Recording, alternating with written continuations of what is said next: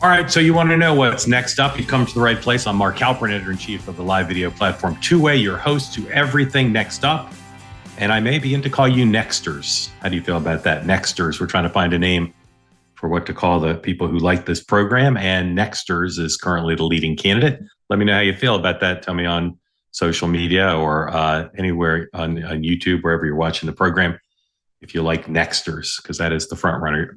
This program appears on YouTube. It also appears as a podcast on leading podcast platforms, your Spotify's, your Apple Music's, Apple Podcasts, and grateful to you for being part of the program. A little later, Rachel Bade, the Capitol Bureau Chief of Politico, will be here. We'll talk about Donald Trump and what's going on with his administration. And then after that, one of my favorites, Sage Steele, the host of the Sage Steele show, will be here. We'll find out from her, amongst other things, how she named her show.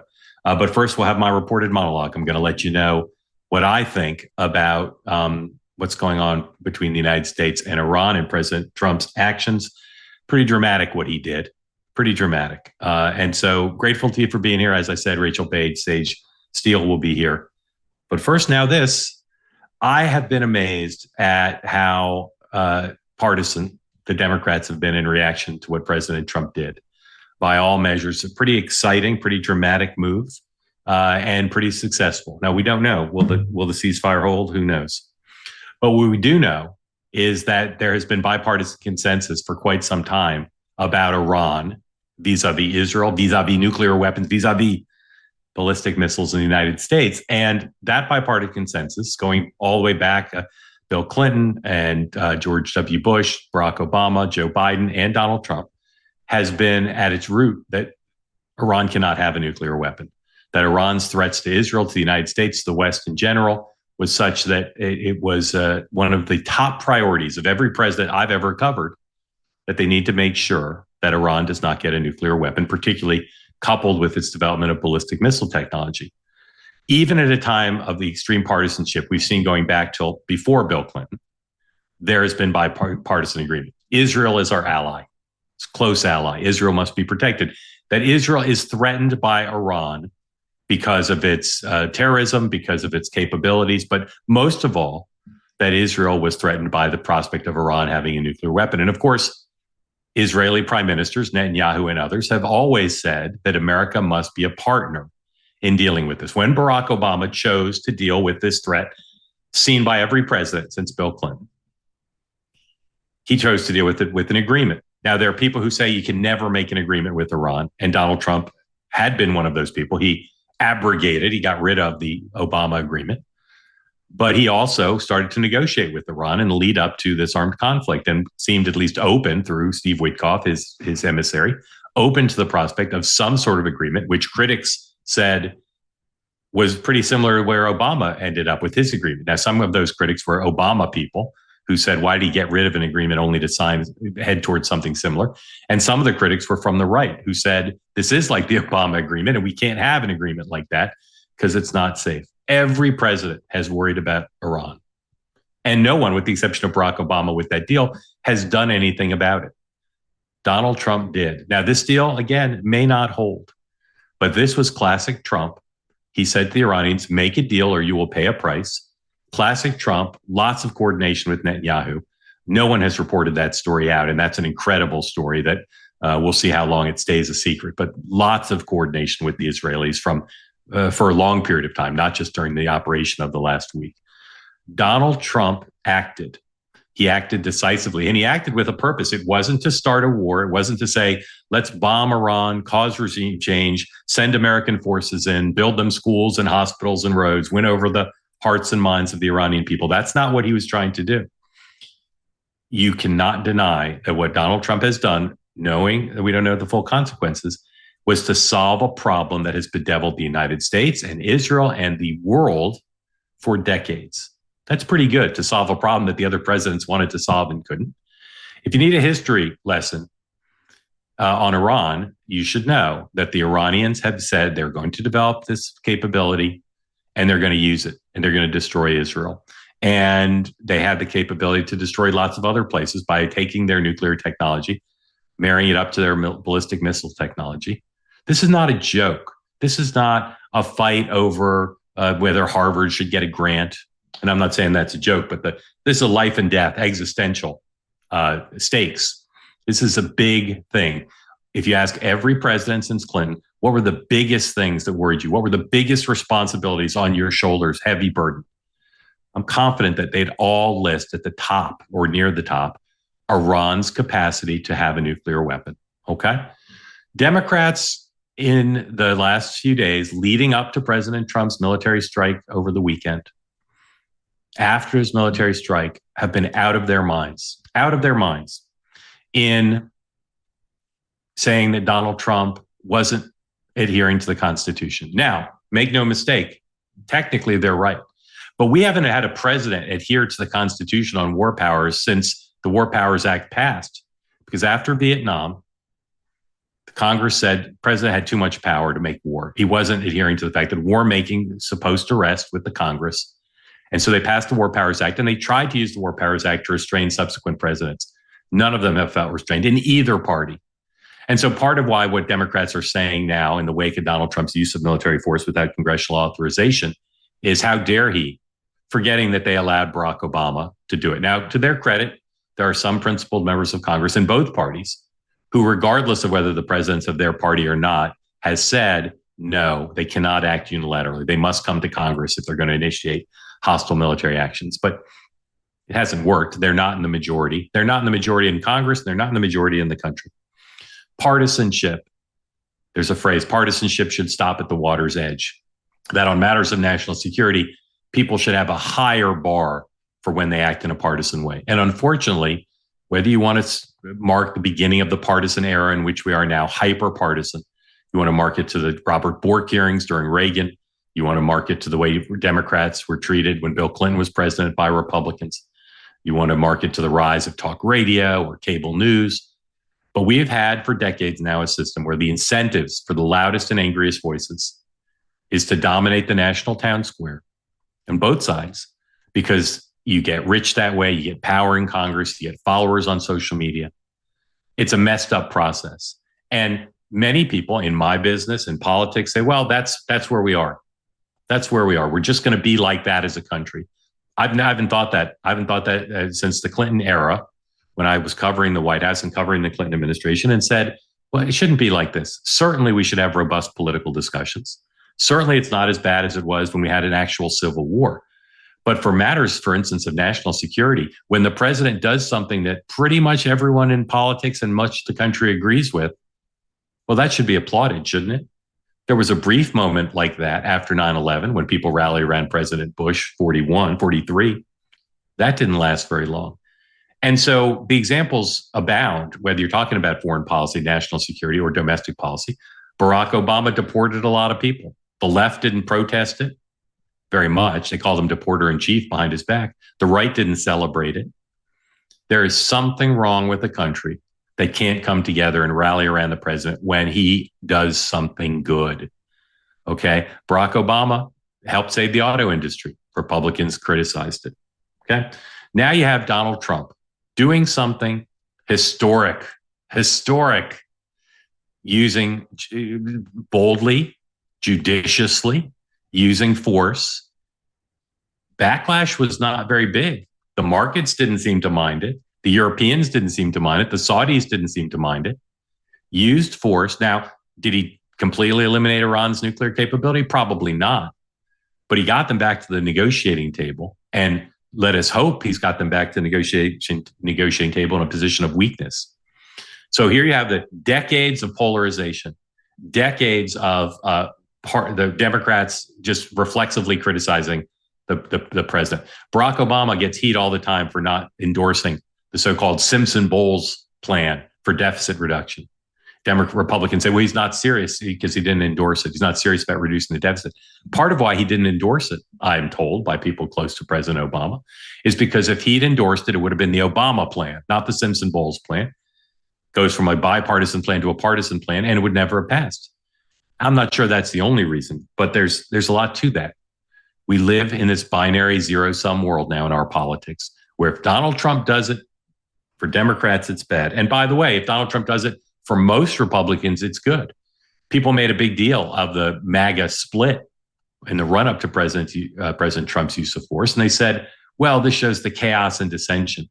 I prefer to say it shows that within MAGA, within the Republican Party, they're willing to have robust debates, that even some of the president's closest allies were willing to go in public and criticize him. And they weren't criticizing him for political gain in most cases, maybe some, but mostly they just thought he was wrong. They thought use of military force in this case was a bad idea, not in America's interest. That kind of robust debate between parties and within parties is fantastic. What's not fantastic is what we have now, where, again, if Donald Trump does it, it's bad. And again, it's the same when the shoe was on the other foot. When Joe Biden was in office, the right would say, well, if Biden's for it, it's a bad idea. So I've just watched these Democrats talk about what Biden did. And the winning of all in politics is when you're doing something that's both bad policy and bad politics. And I listen to even sensible Democrats, forget the ones on the far left whose Trump derangement syndrome is so strong that they're never going to say anything nice about Donald Trump. And again, there are some people on the left who have a principled objection, and there's no problem with that. But Democrats now, the mission's completed. He's got at least a temporary peace deal. And here you have some Democrats, even reasonable Democrats, refusing to say, bravo, Mr. President. I may not agree with you on everything, but bravo. They continue to argue something that, and this is where the bad politics comes in. They continue to say, well, he didn't follow the letter of the law. He didn't come to Congress and get permission. So here is Chris Coons, senator from Delaware, perfectly reasonable guy, not an extremist, has bipartisan instincts. Here he is on Tuesday's Morning Joe, being asked by Susan Page of USA Today, what do you think of the job the president did? Pretty good, right? Was right to drop those bombs Saturday night? Look, I will, of course, agree that ending Iran's nuclear program would be a real positive for the region and for the United States. Exactly how he went about it, the lack of consultation with Congress, the lack of advance notice, I think was a mistake. And we don't know for sure what the real objective of the administration is. We had on the same day Vice President Vance on a Sunday show saying we are really only focused on ending the enrichment program. And then the president tweeting about maybe regime change isn't such a bad thing. I think it's important to move to diplomacy, to find a way to make the ceasefire hold, and to get Israel and Iran, the United States and our European partners at the table to secure a permanent end to Iran's dangerous effort to enrich uranium to bomb levels and develop a nuclear weapon. Okay, not a perfect metaphor, but to me, it's like saying, all right, somebody ran into a building burning and saved my puppy and brings the puppy out. And I say, well, I didn't like the way you saved the puppy. There's some things you didn't get my permission before you saved the puppy. And I didn't like the way you came out of the building. And I've got questions now about whether the puppy might run back into the building. Like, again, bad politics, bad policy. Rally around the commander in chief, rally around Israel, rally around the success. If you want to raise objections to the process, if you want to worry about what happens next, by all means, First Amendment. And if you got a principal objection, raise it. But his lack of credit to the president is striking to me. And again, the Republicans did the same thing to Democratic presidents. Here's Chris Coons also on this question of NATO. President Trump singularly has been a force for the voices of tens of millions of Americans. NATO countries need to contribute more to the defense of their own themselves and of the NATO alliance. Here is Chris Coons asked again on Morning Joe, what's going on? He's at the NATO meeting that President Trump's going to. What's going on in NATO regarding spending by these other countries? The talk of the town here at the NATO summit is the commitment of all 32 members to significantly step up their investment in defense, in joint support for Ukraine's fight for freedom against Russian aggression, and in our European allies and partners taking on more of the military burden of collective security here in Europe. Talk of the town in NATO. Yeah, the talk of the town in NATO is Donald Trump forced the NATO countries to contribute something tens of millions of Americans wanted, a very clear campaign promise. People like Chris Coons said it would destroy NATO, and now he's saying, matter-of-factly, this is great with no credit to the president. I'll say again, in matters of national security in particular, we'd be in a better country if people celebrated the success of our presidents, the things that made us stronger, even if it was politically beneficial to the president. They should do it on Iran. No matter what happens with the deal, President Trump did it. He effectively did it. And they should be celebrating the achievement, or at least partial achievement, of a long-held bipartisan goal. All right, we're going to take a little break. When we come back, Rachel Bade of the Politico will be here. That's next up. Wow, it was not supposed to be this bad. You were on top of your bills, then inflation hit. Groceries, gas, everything shot up. Prices up 26% from just a few years ago. That's 26%. It's not your fault you've fallen into debt. Let me share a smarter, faster, far easier way out of debt. It's called Done with Debt. And they're not like other debt relief companies. They don't push loans or bankruptcy on you. Done with Debt are legendary negotiators who go head to head with your credit card and loan companies. They have just one goal: to drastically reduce or eliminate your debt altogether. And unlike those others, Done with Debt moves lightning fast. Most clients see more money in their pocket in month one. But let me give you a word to the wise. You need to hurry, because some of their brilliant debt erasing strategies are time sensitive. Do not make another bill payment until you talk to a Done with Debt strategist. Consultation is free. Visit donewithdebt.com. That's donewithdebt.com. Again, donewithdebt.com. All right, next up, Rachel Bade of Politico, Capitol Bureau Chief, and one of the few people in my business who actually produces content that's distinctive. She has great sources. She's a great writer. She's a great observer, and she does not produce cookie cutter material. And that's why we're delighted to welcome Rachel Bade to Next Up. Rachel, welcome in. Thank you, Mark. Very generous. Well, it's true. Couldn't say it if it weren't true. What's it like being a reporter in the era of Trump 2.0? Is it fun, easy, exciting, complicated? What's it like? You know, people have asked me that a few times since President Trump came back into power. And I have said this a number of times, that I feel like Donald Trump might have ruined journalism for me, and that there is so much going on. It's so exciting. It's fun. It's stressful. Don't get me wrong. A lot of work. But what happens when he's gone, Mark?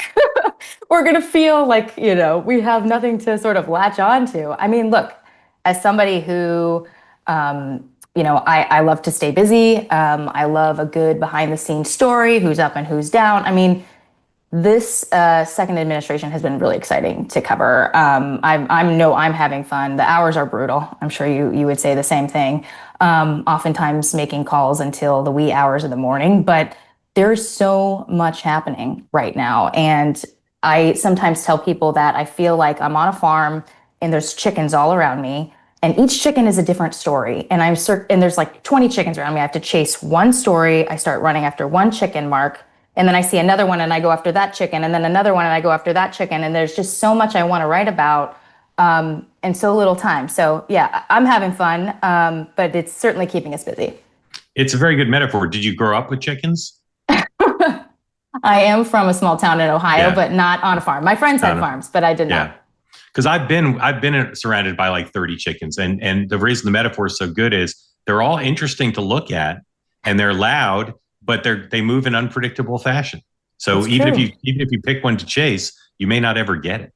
Yeah, and which one is going to be the juiciest story? Which one's going to taste the best, right? It's just I wish I could clone myself. The one that goes to Popeyes will be the one that tastes the best. I'll take that. All right. Regarding Iran, what are your big unanswered questions as we sit here and talk here on Tuesday morning? What are your big unanswered questions about what happened? We'll get to what happened next. But what are your big unanswered questions about what happened? Yeah, Mark, I feel like the biggest thing on my mind right now is what changed President Trump's mind. I'm not sure I have a clear answer to that right now, and I really do want to know more in terms of what made him decide to strike Iran, right? He has been pushing back on Israel for months now, telling them not to do this. He went from that posture to, okay, they did it successfully, it was a good strike, praising what Bibi Netanyahu did until to actually engaging in the war over the weekend and sending those B-2s. So I want to know what changed. I've heard a couple of things. One is that CIA Director John Ratcliffe learned something recently. Not sure exactly what it is. I haven't actually heard speculation on what it is. But we can sort of guess that it has to do with some sort of proof that the Iranians are close to weaponizing, uranium, not just, enriching it and having massive amounts of it, but actually weaponizing it. But obviously, Tulsi Gabbard has been saying, she testified in the spring, that the U.S. assessment is that Iran, while they are enriching uranium at, record amounts, that they were not actually trying to weaponize it, and that the U.S. assessment says they're not doing that. What changed? Okay, something changed. I have heard people who are critical of what Donald Trump is doing right now, MAGA sorts, suggest that maybe this was some intelligence from Israel that came over and that Ratcliffe presented it to the president and that changed his mind. I want to know more, because his posture on this has changed significantly in the past few weeks. And I just feel like that story hasn't been fully fleshed out. Yeah, I agree with what you said. I also think, I mentioned this earlier in the show, I think there's something in the conversations he and Netanyahu have had over the last months. I think Netanyahu, who understands politics, American politics, as well as any American president, I think he had some way of coaxing Trump into this, not tricking him, but basically just leading him to the decision based on providing intelligence and pointing out the opportunity that Iran has never been this weak and may grow strong again, and striking them when they're weak makes more sense. In terms of what, go ahead. I was just going to say, jumping in on that, in terms of, Bibi trying to coax Donald Trump into doing this, the thing that has really stuck out to me is the two sides of Donald Trump in all this, right? On the one side, he's always been, critical of the neocons, et cetera. I'm America first. We're not going to engage in foreign wars, et cetera, new wars. And on the other side, you have a Donald Trump who loves to be the strong man and to sort of stick it to anyone who is, dragging their feet on a peace deal or something like that, which Iran was doing, just showing muscle. And clearly, Bibi was able to convince him to take that posture. Sorry, I interrupted you. No, that's okay. I'm glad to hear what you just said. Even a lame duck president, historically, if they have a big military victory, their poll numbers go up and they have more sway on Capitol Hill. Do you anticipate either or both of those things happening now? Well, I think a lot of it, here's the thing. I actually think that Trump is going to get this bill, this big, beautiful bill passed, regardless of what happens in the Middle East. I think right now, obviously, his focus is on what's happening with Israel and Iran. But when the moment comes and they need him to strong arm lawmakers, he's going to do it and he's going to be successful. Now, whether that happens before, July 4th or after it, I'm not exactly sure, but he's going to get it done. In terms of, though, other things he might want to do in terms of political capital that he may or may not have from this moment, there was a really interesting tweet from Amy Walters from the Cook Political Report. She pointed out that after President Obama, approved the assassination of Osama bin Laden and was successful there, the president at the time did receive this sort of bump in his job approval rating. People very much loved that, obviously. Yeah. But then within a few months, he was back down because of concerns about the economy. So, Trump might, if this ceasefire holds, receive some sort of boost. The question is, how long does that last, right? We have these tariff deadlines coming around the corner. The stock market is going to react if all of a sudden we see these tariffs go skyrocketing because there's no tariff agreements. That could change prices and inflation. And so eventually it all comes back to people's bottom line here in the United States and how they feel the president is doing on the economy. So we'll see how long Trump can sort of ride this wave if the ceasefire is successful. I want to talk to you about two Trump allies, John Thune and Mike Johnson.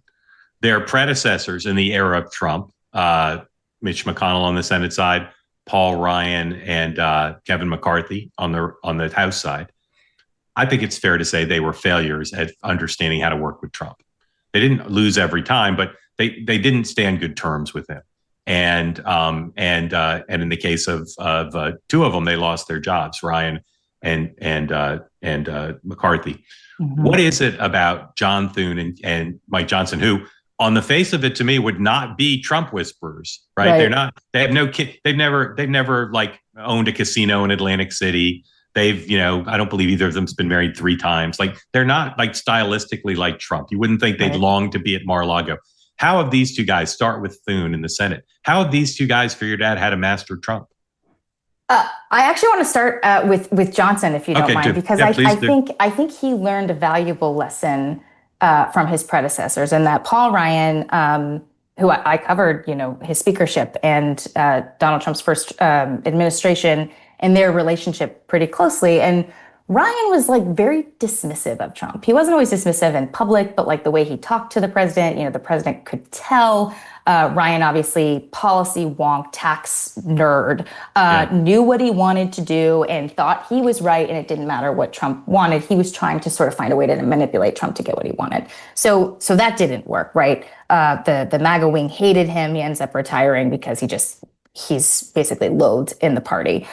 McCarthy did the opposite. McCarthy was smart in that he was one of the first GOP leaders in Washington to say, look, this guy is going to be the nominee, whether you like him or not. In 2016, you need to rally behind him. He helped connect President Trump with then candidate Trump with fundraisers in the area to raise him a lot of money to try to help him win. He was the ultimate person who showed loyalty at a time when candidate Donald Trump needed it, and he won a lot of favor because of that. But McCarthy became too cocky. Okay, he made promises to Donald Trump that he did not keep, including that he would expunge his impeachment record when he became speaker. That was actually really important to Donald Trump, and Trump asked him about it all the time. McCarthy kept blowing him off, and ultimately Trump said, well, screw you, in comes Matt Gaetz, and goodbye, McCarthy.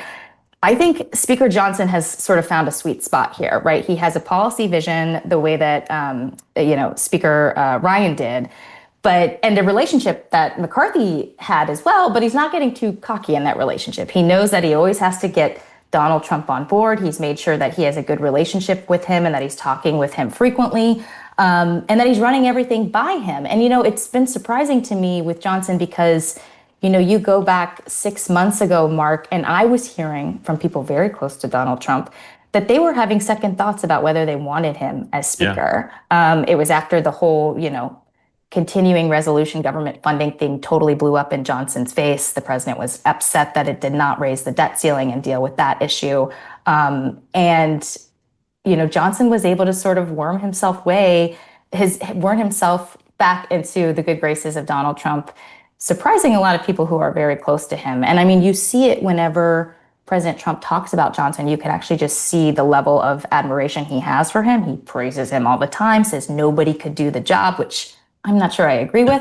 No one else could do the job. I think Jim Jordan could probably do the job. But you can just see it. He just loves the guy. I think John Thune. Before you get to Thune, please. My favorite Johnson Trump moment of late was when Trump was praising him the way you said he does. And he said, he's a man of God. And he's like, well, I'm a man of God too, but he's really a man of God. I think Trump's fascinated by how religious Johnson is. But just one more question about John, then I want to hear from you on Thune. Is Johnson now on solid footing? Well, can he make mistakes and Trump will forgive him? Or he's basically one strike and you're out and they could turn back on him? No, I think he's bought himself some real political capital with the president. Yeah. I mean, a lot of us, myself included, thought his whole promise to pass this big, beautiful bill by Memorial Day was like totally a pipe dream and was never going to happen. I mean, we were expecting this to go at least until August, if not, through recess into September, and he did it.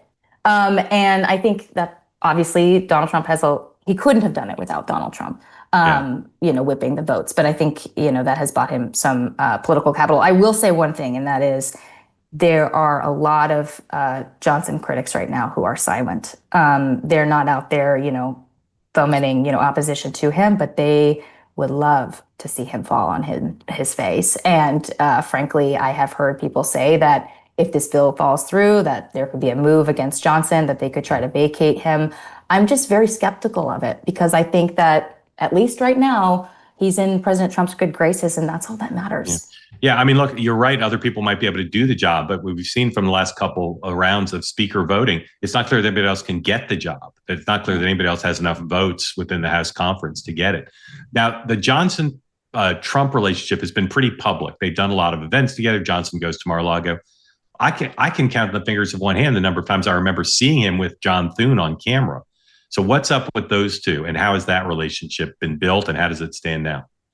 It's a little chillier, I would say. I mean, John Thune has done a lot to try to, rehabilitate his own image in Donald Trump's mind. I mean, obviously, he was a critic of Trump after January 6th, wanted the party to move on. He didn't support Trump during the primary. He supported Tim Scott. So, he did have some work to do, and his people were very, they knew that. They knew that going into this race. And, he was up against, John Cornyn, who was a member of leadership, also sort of GOP establishment, but had a little better relationship with Donald Trump, and Rick Scott, who was MAGA all the way, big Trump ally, but Rick Scott was never going to win that job. But I think John Thune did what he needed to do. He sort of bent the knee. He, told the president, we're not going to agree on everything, but, I know you're the one who, had this historic victory, and you're the one people voted for. So I'm going to defer to you on a lot of things. And I think he has. You look at, the nominations, a lot of the people that Trump nominated for his cabinet, a lot of folks thought we were going to see, multiple people go down, not just, Gates. But that a lot of these picks that he had to run, HHS, DNI, these were people that Republicans were not comfortable with. And yet, largely in part because Thune worked with, the incoming administration, they were able to muscle these folks through. So that's the first thing. And then, more recently, when it comes to Trump's big, beautiful bill, Thune has played a big role behind the scenes in pushing back on Senate Republicans who don't love what Donald Trump wants to do in this bill, specifically no tax on tips, overtime Social Security. That was obviously a big promise that Trump made on the campaign trail. A lot of these Republicans don't think those are pro-growth policies. They do not like them. They think they're a waste of money. And if it were up to them, they would have gotten rid of them to pay for their own tax priorities. And in fact, they tried behind the scenes. And Thune was a big reason why they were not successful. He told them to stand down, and they've got to get Trump's priorities through. So he's doing what he needs to do in terms of keeping a good relationship with the president. Yeah, I think it's one of the biggest stories of the first several months of the Trump administration, the fact that those three guys have been working together pretty well on some really complicated stuff, not just reconciliation and confirmations, but some other things. I want to ask you about J.D. Vance, who was, of course, a senator for 25 minutes and now vice president. How do other senators who want to be president, like Ted Cruz, like Tim Scott, Rick Scott, Tom Cotton, all the others, how did they feel about the consolidation of power of J.D. Vance? Well, I'm sure if they're thinking about running, they realize that he's the biggest threat to them. I can tell you there's just a lot of awe for him in the Senate, which is not something that I would have said a year ago. I will say when he was chosen to be Trump's running mate, I heard a lot of grumbling from Republicans in the Senate. They don't like him. They thought he was this young whippersnapper who knew everything and couldn't be told what to do and just didn't understand various priorities that are important to the Republican Party. I mean, he's a populist Republican, very different than a lot of those guys. But they have come to see him as like a really important, sort of go-between with them and the White House. You go back to the nominations and you can actually see nominations for Trump's cabinet when they were trying to get people confirmed. You can see JD playing this really critical role, sort of turning a lever on the outside pressure, sort of the influencers and the folks on social media in the MAGA world, turning the pressure up when he needed it up on a certain senator to get them in line, and actually dialing it way down when that senator's vote was in jeopardy and pressure would have the adverse effect. With a lot of sophistication, right? Very much so. You can tell he has relationships with people like Charlie Kirk and, obviously Elon before. But there's a lot of these like social media influencers. And my understanding was that his camp has very much been in touch with them to try to, use their voices in a way that benefits the president and helps him get what he wants in the Senate. So I think, his power in the party is really unquestioned. I would be shocked if you see some of these Senate Republicans actually run against him, at least in this point. It's early, right? We'll see, if things go very south for President Trump and, J.D. Vance is dragged down just along with him, that would be a very different calculus for some of these Senate Republicans. But I don't think there's any question that his standing in the party right now is significant. And a lot of people have a lot of respect for that. Yeah, it takes a lot to win over senators. They're like pretty, territorial and pretty pleased with themselves. And as I said, he hadn't been there for very long. But I think one of the great untold stories of his consolidation of power is exactly what you described, which is what he's been able to do with the Hill. Rachel Bade, where can people find your work? You can find my work, Politico.com right now. I write a column called Corridors. Basically, my reporting, Mark, as we just talked about here, it's a lot of the behind-the-scenes stuff. Who's up and who's down? Who has the ear of the president? How did a deal come together or fall apart? Read my column and give me some feedback. How's your TikTok game? My TikTok game, Mark. I don't even have a TikTok. I'm gonna. All right, you don't need it. Rachel Bade, have a Twitter. Follow me on Twitter and Instagram. On Twitter. So, all right, Rachel Bade of Politico. Rachel, thank you for joining. Very grateful to you. Thank you. All right, next up, Sage Steele coming up. Next up, right after this. I'm going to tell you a story now. It's about a guy named Leo Grillo. He was on a road trip and he came across a Doberman.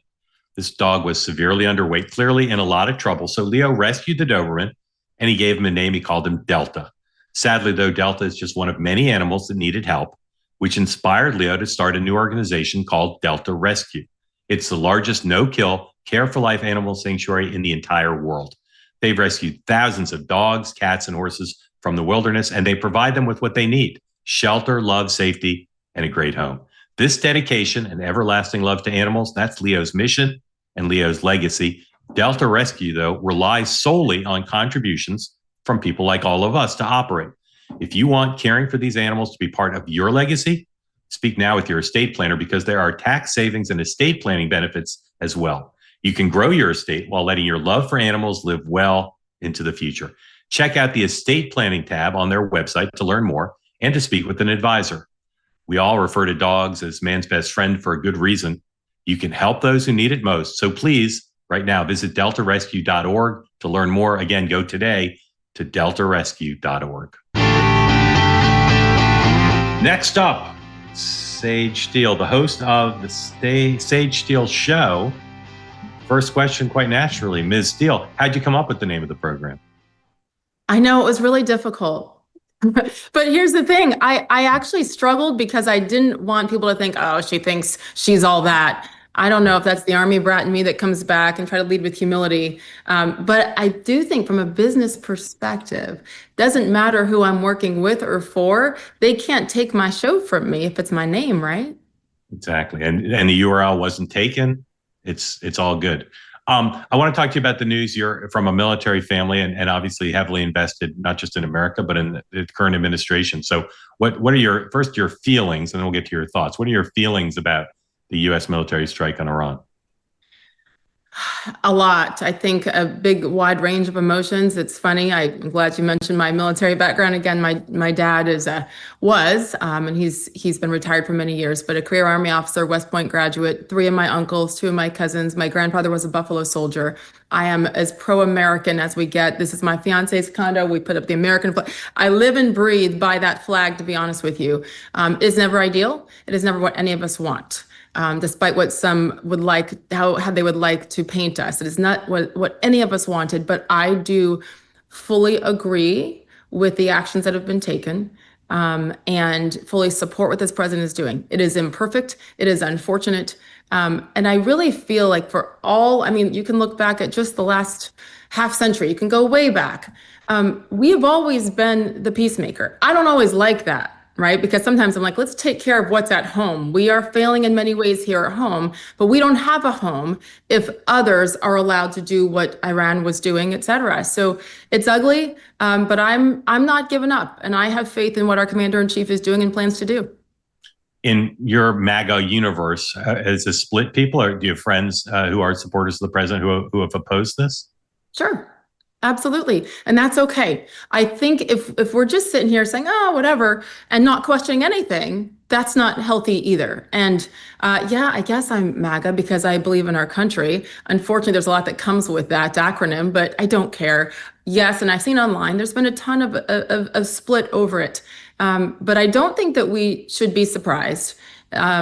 Based on what this president has always said that he wants to do and has really done so far in other areas since taking office on January 20th. But to me, it sounds cheesy and cliche, peace through strength. This is the definition of that, in my opinion. He doesn't want to do it. Didn't want to do it, but we might not have anything if we allow frankly, the crazy people on this planet to continue. And let's just pray, that's what I'm doing, praying that there's a good result for everybody with as few casualties as possible. You and I got to spend some quality time at Penn State for a game at the end of the campaign. And I was just so taken with your posture, your attitude, your thoughts on so many different things. And I confess, I knew that you've been one of the top sports broadcasters in the country. You covered other things, but mostly sports.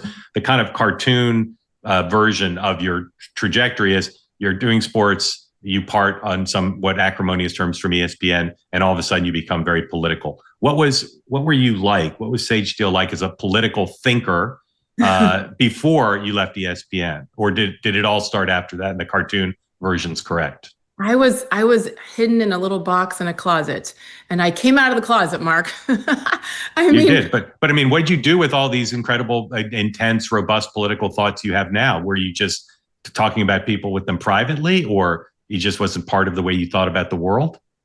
I have always been passionate, but I lived in fear of not just my workplace, which, as most people know, ESPN is owned by Disney. So that kind of sets the tone there. And I was there for almost 17 years, and I loved every second, even the tough parts where there were double standards and you had to be silent if you thought more in the middle, slightly right, much less if you're MAGA, which I don't even know if that was a thing back in the day. I just kept it to myself because I said, okay, there are more important things. And I have a family to raise. I have 3 kids. Now I've got one just graduated and has a job, thank you. And the other 2 are still in college. And so your priorities and your focus is different. And I knew that it would affect my livelihood. There are times I look back and I regret staying silent, but I was fearful. That's why, Mark, I have empathy for people who do choose to stay silent on many topics, even ones that frustrate me, like the transgender women's sports issue. That's one where this shouldn't even be a discussion. This is science, guys. But I understand the fear because I lived it. And it is legitimate that you can and potentially will be crushed by your employer if you don't go along with their ideologies. I would talk to my parents. I would talk to my military father, and he and I have not had the same opinions. I tend to be much more conservative than my dad. My mother has kind of gone back and forth, and now she and I think a lot alike. And then one of my best friends could not be more left. Many of my friends are totally opposite, and we have great discussions and conversations. What a concept. You can be friends and family and think differently, and that's so essential and important to me. I just made sure and didn't really do it at work. There were a handful of us who were more center right. And we just kind of tiptoed around and you'd whisper and text. Everybody else was just, out being brash about it, even with microphones on in commercial breaks and on ESPN airwaves. They said whatever they wanted because they knew Bob Iger agreed with it, basically. So It's been quite an evolution and no regrets, but now it feels good. Yeah. What are your unfulfilled professional ambitions now? Besides the podcast, what else would you like to get done before you retire and start playing with your grandkids? Oh my gosh, please don't age me quickly. Someday. Someday. I'm giving you a big runway. If they have babies anytime soon, I'm out. Like, come on, I have a life to live. Okay, career ambitions now. There are a couple of people I would like to sit down with and have conversations on my current show. Yeah. Can you say who they are? Or that would spoil. One of my dreams is Condoleezza Rice. Yeah. I worshipped her from day one, and the grace with which she has done everything. Yeah. I couldn't have been as graceful all these years. And then especially how she's been treated in particular by the Black community. It's like she doesn't exist because she didn't fall on the right side. Like, I admire her as a human being so much.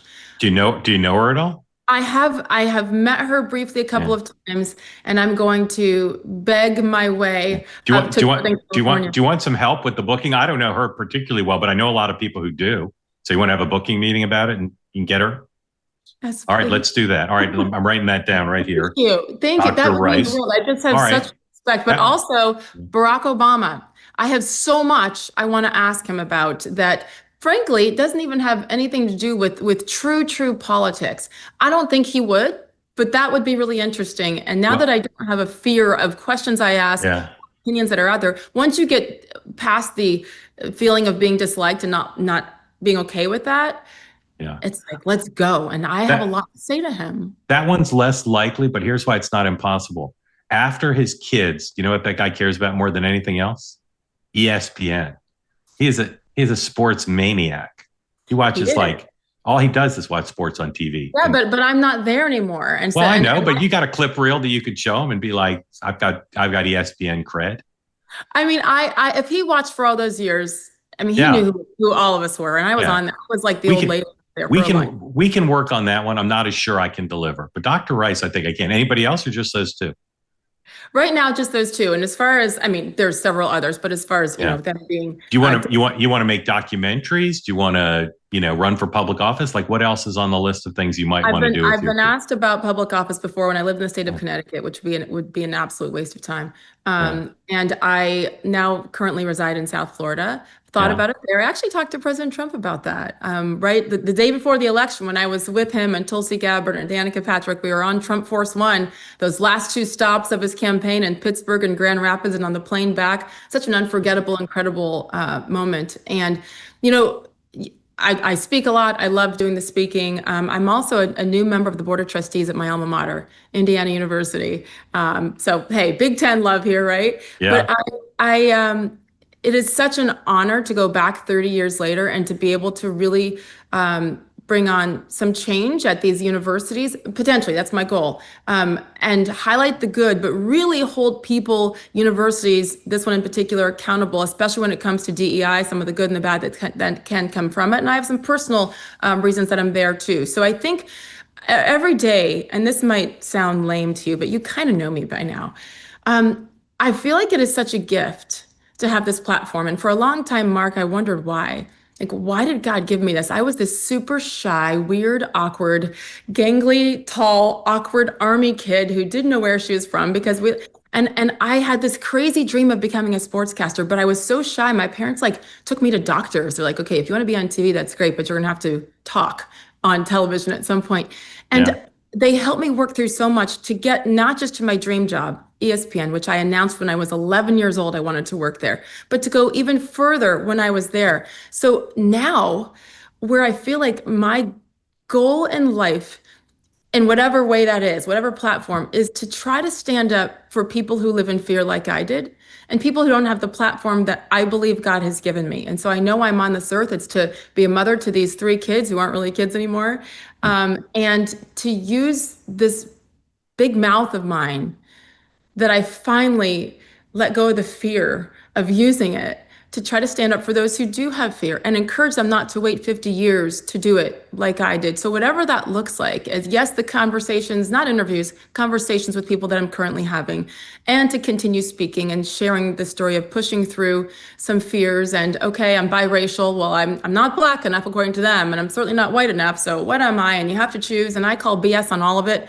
Let's talk about those things. And along the way, just be faithful. I know you and I are very different in that aspect, but having the conversations about faith and what has pulled you through those things. I'm so humbled to have this platform, and I just, even if it's gone tomorrow, no more regrets. Yeah, that's awesome. You mentioned Danica Patrick and Tulsi Gabbard, and you 3 are part of a group, not like formal, but who supported President Trump and who text and socialize. I'm always, because I've written books, I'm always thinking what books would I want to do? And I want to do a book about your group, because it's such an incredible story of your own individual paths that led to 2024, but then also how you all traveled together, campaigned together, and now have become very fast friends, or some of you were friends before. But just talk about that group. Do you guys have a name for it, first of all? That's a great point. See, I need more of you in my life to think that way. Yeah. My left brain is non-existent. I need some creativity. That's a great idea.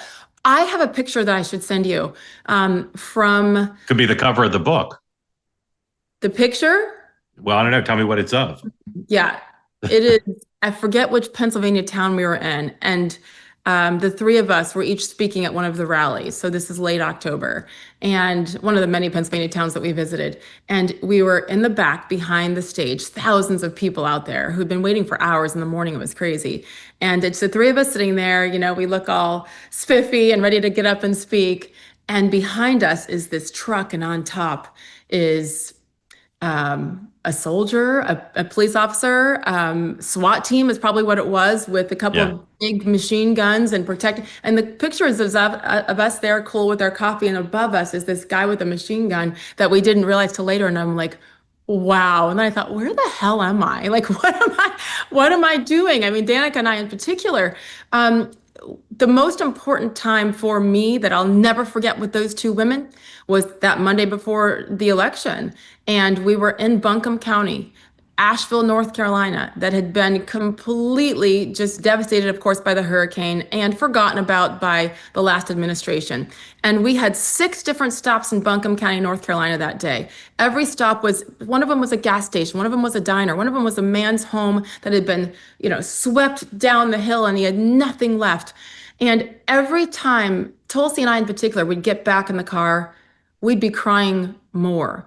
Because these people were so positive and so kind, and were just happy to see someone care, especially someone like Tulsi, to come and give back and hug them and say, we're going to not let something like this happen to you again. You can't control Mother Nature and natural disasters, but you can control our response. And I'm sick to my stomach still about the last administration's response. And it changed me, Mark, to again realize I am right where I'm supposed to be, even though I don't know what happens day to day, what tomorrow may lead to. But to be around people who want to make a difference, even if you think differently and don't agree with their policies or their actions or their personality.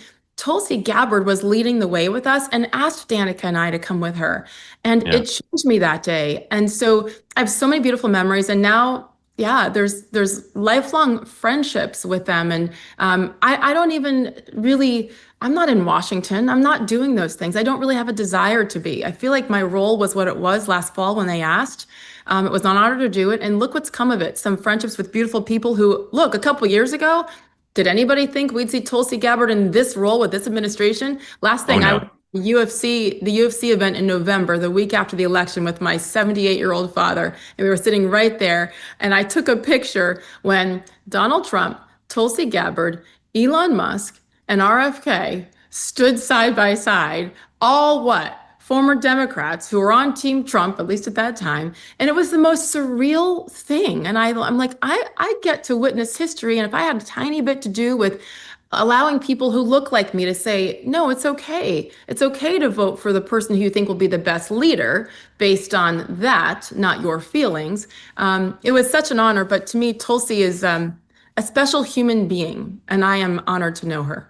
Yeah, you both are people who your friends are so loyal to and so passionate about. It speaks well of anybody who has lots of friends, but lots of really loyal and intense friends. And I, when I think about you, and again, we had that one morning together in Pennsylvania, and I've read all about you and watched you on television and video. The 2 words that I hear over and over about you are courageous and kind. And not every courageous person is kind. And I know you give your parents a ton of credit, but kindness, who knows where that comes from? I'm raising my boy to try to make sure he's kind. But where does your courage come from? Because what you did at ESPN was courageous. Supporting President Trump was courageous. Some of the stands you take in public are courageous. I was looking at a story about your engagement, which we'll talk about. And the New York Post, here are the 2 words they used to describe you in their story about your engagement: controversial and polarizing. Not kind and courageous. But you got to be courageous because you stepped in the arena now and you get described like that, which I know you don't think of yourself as controversial or polarizing. So where did your courage come from? Is that also from your parents? Yeah, I guess I have become controversial and polarizing to some. I remember seeing that headline. Someone sent it to me and I thought, really? Is that all you got? But I guess, hey, whatever it takes for clicks. And the Post is supposed to be a little more friendly to people. That's why it struck me. I was a little disappointed in that, but again, I laughed next. First of all, for you to share that with me, my mascara looks good today, so I'm not going to cry, but I feel like it because just take a deep breath. Yeah, no, that has always been my goal, is to lead with kindness, even when I don't want to, because there's some fire that can come out of me daily, and even when I'm hurt, is to try to lead with kindness. That to me is what has been lacking in this world. And I know, and this is what I've said recently, because I feel like, here we go. I feel like all we can do is control ourselves and our own personal reactions to things. I can't control what anyone else thinks about what's going on in the world or what they think of me. So it's easier to be kind. And I feel like if I'm preaching that to my kids, to stand up and be tall and be strong and don't take it and fight back and be kind doing it. Yeah. I know that it's possible, and I think it's crucial. And if that is all that I pass on to my kids who are 23, 21, and 19, then I have won. And I didn't set out to be courageous, Mark. I didn't. Like, I just wanted to do my job. And I loved my job at ESPN. But then I realized with double standards, you have to make a decision. And then I realized it was bigger than me. Like, if I don't speak up and I have the tenure here, then what about those other people coming after me? Why would they ever take a chance? And maybe everybody can meet in the middle. And as corporations, you're not crushing people who think differently than you say they should. So I guess you could look at it that way, but it's principle. I think principle to me is the biggest thing. And know if that day in Happy Valley, if I shared this with you, but my mom and dad are responsible. And I blame them. But my dad raised us on the cadet prayer at West Point. And when we were little kids, we had to memorize this part of it. And to this day, it has led me and guided me through everything in my life, through the decision at ESPN to stand up to Disney, talk about David versus Goliath. I was scared to death. My personal life, even with the end of a marriage, like devastating stuff, man. But the prayer is, help me to choose the harder right instead of the easier wrong, and never to be content with a half truth when the whole truth can be won. And as a kid, you're like, whatever, Dad, this is so annoying. And then if you listen to those words, help me choose the harder right instead of the easier wrong, it actually makes everything very clear, even if it's scary. So when it came time to stand up and be courageous at Disney ESPN, I just knew I had been wronged, and others along the way too. And it's easier to stay silent. It's easier. It would have saved me a lot of money. My life would look very different, but it wasn't the right thing. And I knew it. And deep down, I believe they knew it, which is why it ended the way it did with an out of court. We settled out of court and agreed out of court. But the truth needs to come out too. And I'm not willing any longer to settle for a half truth, because I know the whole truth is out there. So I credit Gary Steele, a 1970 graduate of West Point, for giving me that courage. And I will tell you how, I can't tell you the number of times my parents were like, oh God, please stop, be quiet. Did you see those comments? Or did you see your Instagram? Thousands of people like wishing death on me and my kids, right? Because of my opinions. And they were like, please, my mom one day called in tears, and she's tough, Irish Italian, she's tough. She goes, please just delete those comments, Sage, please. And immediately I was like, and this is 2017, before it got ugly. And I said, Mom, if I delete those hateful comments, it will make it seem like they didn't happen. But this is real. And this does happen to millions of people. I'm just one. So I can't delete it. And that hurt her, because no matter how old we are, like, we're still their kid, right? And she didn't want to see her kid getting crushed. But now she's like, go girl. And I'm so proud of you. And so I just, I feel a responsibility to lead with that and the harder right, and based on principle. And if you do it on that, it makes your decisions much easier. Yeah. You know, I was so affected by our conversation in Happy Valley in Pennsylvania at the Penn State game, in part because, you know, I've met so many people in my career and had the pleasure and honor to know lots of famous people, not famous people, voters across the country. And some of them just stand out. And you stand out. First of all, you have the most Dickensian name of all time. You are Sage. It's on my birth certificate. Yeah, it's not a Sage. No, I understand. But you are Sage and you are Steele. And that's, you know, most people have Dickensian names. They got the first name or the last name. You have both. But I'll come back to it. And I know it made you cry, and I know it's dwelling on it. But you are so kind, and you just radiate that. And all your friends say it. And I experience it. And it's like, if I could get two people around my son to influence, just like through osmosis, or it'd be you and the Dalai Lama. Oh my. Because I'm telling you, there's just something about your being, and the fact that you combine it with being so courageous, it's supernatural. And I've never met your kids, and I really want to, because I want to interview them about your kindness and see if they see it, or if they're just like, they find you annoying to be an annoying mom. Well, I am really strict, and I drop the hammer, and I say to them jokingly, some of them will take me the wrong way here, but I'm like, if I will crush you if you aren't respectful to everybody and you're not kind. Like, I threaten them, Mark, and I'll do it to the day. And be kind, or else. Or else I will crush you. This is very simple. That's my job as a mother. And it's really cool now that they're older, especially Quinn, my oldest, who just graduated from High Point University and got a job here in Nashville, where I am part-time. It's such a blessing. And we're finally becoming friends. Like, that's what I've always heard about, that eventually our kids get old enough and stop being jackasses, that we're all friends and I don't have to pay.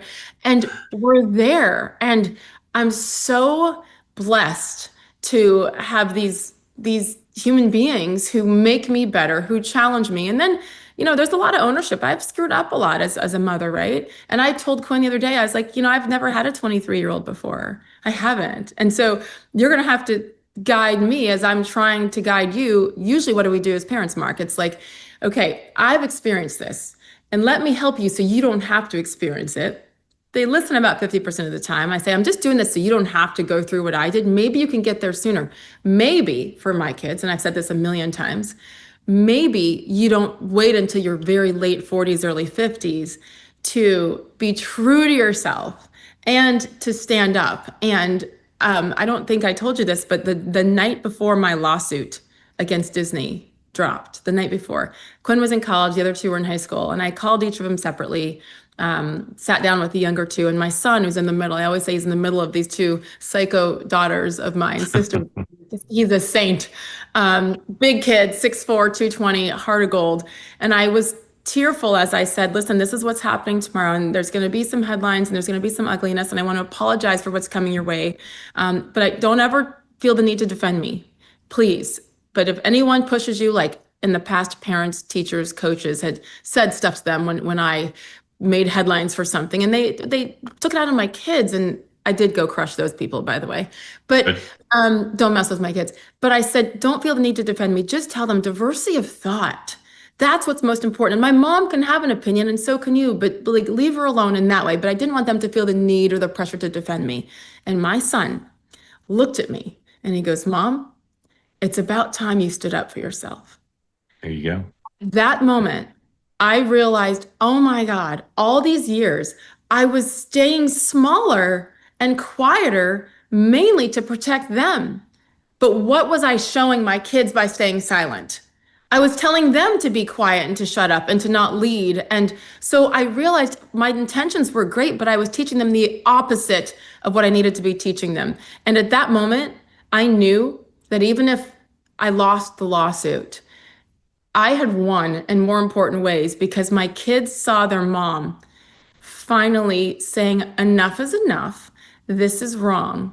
And here we go. And it was a beautiful moment that I will never forget. And there's so many great moments that have come from that scary situation with my former company, and I wouldn't change any of them. What a blessing to have that conversation with my son, Yeah. Great experience at ESPN. A great experience with your boy, and then move on to the whole new life that you have now. I had planned to spend most of the program on your wedding, but we're out of time and we didn't even get to it. So just give me one sentence. What's the key to having a good wedding? Well, this is round 2 for me. Yeah, I know. So you got a do-over here. What's the key? What's the key to a good wedding? Speak to all brides. What's the key to a good wedding? Well, I'm not there yet, but right now I can tell you, I just found a dress by accident the other day, and I'm 2.5 months out. Like, just relax and chill. 2 things. Number 1, chill, relax, soak it all up. I can't wait to do that. And number 2, stop trying to please everybody. The first time you invite, this person, and they'll be hurt if I don't, and then this boss, and screw that. This is your wedding, your day. I'm with the man of my dreams that took me more than half a century to find. And I'm so grateful. So something's going to go wrong. It's your choice. No. You choose to handle it, just like if you choose to lead with kindness in other ways. And I'm going to have a blast, even if it's storming. And, I'm with the people who have supported me through times where I didn't even know that I deserved it, And so I'm grateful. This program's in the running to get exclusive coverage rights to the wedding. So I'm not asking. I'm not asking to put your finger on. I'm not asking you to put your finger on the scale, but we very much would like to be the official podcast of the wedding. Just so you know.